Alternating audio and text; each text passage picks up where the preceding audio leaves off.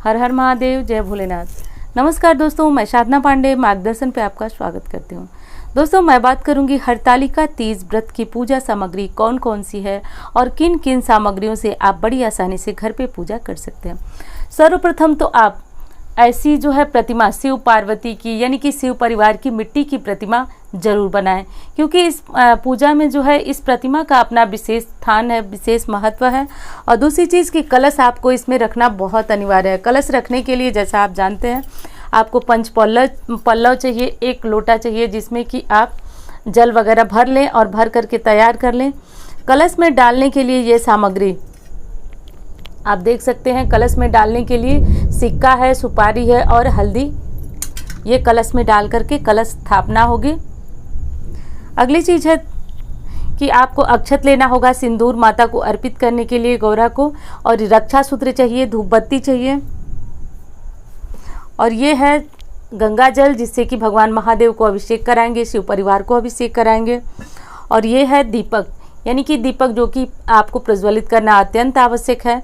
और ये है चावल जिससे कि आप अष्टदल बनाएंगे। और कलश के ऊपर जैसा कि थोड़ा अनाज रखा जाता है तो उसके लिए अनाज की व्यवस्था भी आपको कर लेनी है।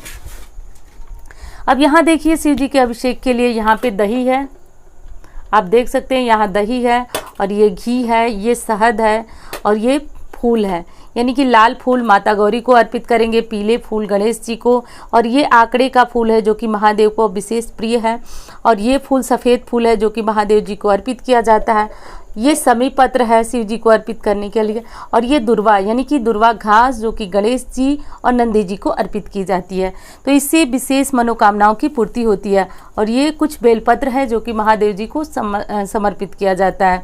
तो ये है सारी सामग्री। ये मधु यानी कि शहद है जिससे अभिषेक करने से रिश्ते में जो है कि मजबूती आती है, और पति पत्नी हो या फिर परिवार के किसी भी सदस्य से आपके रिश्ते में जो दूरी आ गई है उसको भरने का काम ये शहद करता है, शक्कर करता है। तो ये चीज़ें जो है आपको ज़रूर रखना चाहिए महादेव की पूजा और अभिषेक में। अब दोस्तों बारी आती है भोग की, कि भोग में आप क्या चढ़ाएंगे। तो हरतालिका तीज की पुस्तक में भी लिखा है और शास्त्रों द्वारा भी ये कहा गया है कि आपको अपने घर में कुछ मीठा बना लेना है, और यदि आप बाज़ार से कुछ मीठा लाते हैं तो ध्यान रखें उसकी शुद्धता को आप देख लें, और जो ऋतु फल यानी कि मौसम के अनुसार जो भी फल आपको प्राप्त हों वो ज़रूर रखें। तो ये सारी सामग्री आपको रखना बहुत ज़रूरी है।